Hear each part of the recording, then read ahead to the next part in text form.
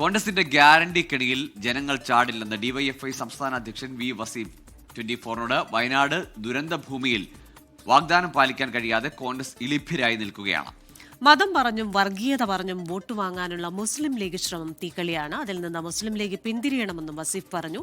100-ലധികം സീറ്റുകൾ നേടി LDF സർക്കാർ വീണ്ടും അധികാരത്തിൽ വരുമെന്നും വസീഫ് പറഞ്ഞു. ഡിവൈഎഫ്ഐ സംസ്ഥാന അധ്യക്ഷൻ വി വസീഫാണ് 24നോടൊപ്പം ചേരുന്നത്. തെരഞ്ഞെടുപ്പിന് ഇനി മണിക്കൂറുകൾ മാത്രമാണ് ബാക്കിയുള്ളത്. അവസാന നിമിഷത്തിൽ എന്തൊക്കെയാണ് LDFന്റെ പ്രതീക്ഷകൾ? കേരളത്തിലാകെയുള്ള പ്രതീക്ഷയായിരിക്കും ചോദിച്ചത് എന്നാണ് കരുതുന്നത്.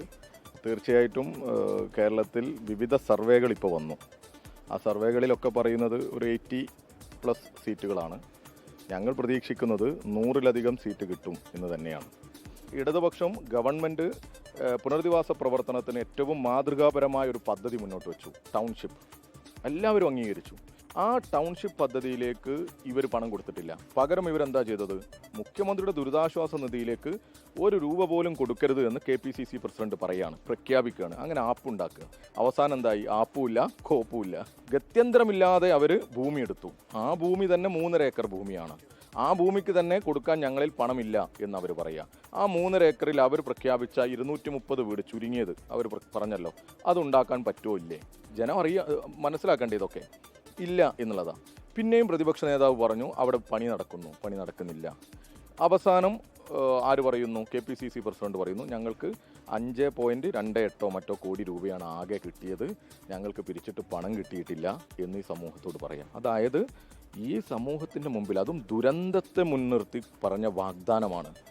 ആ വാഗ്ദാനം പോലും പാലിക്കാൻ പറ്റാതെ ഇളിമ്പ്യരായി നിൽക്കുന്ന കോൺഗ്രസ് ആണ് മറുവശത്തുള്ളത്. ഇവിടെ ഈ പേരാമ്പ്ര മണ്ഡലം സാധാരണഗതിയിൽ CPMന്റെ അല്ലെങ്കിൽ LDFന്റെ ഉറച്ച സീറ്റാണ് പേരാമ്പ്ര മണ്ഡലം എന്ന് പറയുന്നത്. പക്ഷെ അവിടെ ഇത്തവണ ഒരു ടൈറ്റ് മത്സരമായിരിക്കുമോ? അത് നിങ്ങൾക്ക് റിസൾട്ട് വരുമ്പോൾ മനസ്സിലാവും. പേരാമ്പ്രയൊന്നും ഒരു ടൈറ്റും ഇല്ല. ജനം TP രാമകൃഷ്ണേട്ടനെ നല്ല ഭൂരിപക്ഷത്തിൽ വിജയിപ്പിക്കും. വൻ ഭൂരിപക്ഷത്തിലായിരിക്കും, ചരിത്ര ഭൂരിപക്ഷത്തിലായിരിക്കും പേരാമ്പ്രയിൽ TP രാമകൃഷ്ണേട്ടൻ വിജയിക്കാൻ പോകുന്നത്. വർഗീയത പറഞ്ഞ അവിടെ വോട്ട് പിടിക്കുന്നു എന്നാണ് UDFന്റെ ആരോപണം. അനൗൺസ്മെന്റ് വിവാദമൊക്കെ എടുത്ത് കാണിച്ച് പറയുന്നത്. ഇപ്പോൾ കേരളത്തിൽ മത്സരിക്കുന്ന 2 സ്ഥാനാർത്ഥികളുടെ പ്രസംഗം, ഒരാൾ പറഞ്ഞത് ലീഗിൽ മെമ്പർഷിപ്പ് എടുത്തുമെന്ന് തിരിഞ്ഞു നടന്നാൽ സ്വർഗത്തിലേക്കാണെന്ന, മറ്റൊരാൾ പറഞ്ഞത് എന്താ? മതമാണ് പ്രശ്നം എന്ന് ആവർത്തിച്ച് പറയാം. അപ്പോൾ ഇവരൊക്കെ മുന്നോട്ട് വെക്കുന്നത് എന്ത് രാഷ്ട്രീയ വർഗീയതയല്ലേ? അത് ചൂണ്ടിക്കാണിക്കുന്നതാണോ വർഗീയത? അല്ല, ഈ പച്ചക്ക് ജനങ്ങളോട് ഈ തരത്തിൽ പ്രസംഗത്തിലൂടെ പറയുന്നതാണോ വർഗീയത? അത് ജനം വിലയിരുത്തും. തെരഞ്ഞെടുപ്പിന് ഇനി മണിക്കൂറുകൾ മാത്രം ബാക്കിയുള്ളപ്പോൾ നേതാക്കളെല്ലാം വലിയ പ്രതീക്ഷയിലാണ്. ക്യാമറാമാൻ വിഷ്ണു കച്ചേരിക്കൊപ്പം വർഷ ഗിരീഷ്, 24 കോഴിക്കോട്.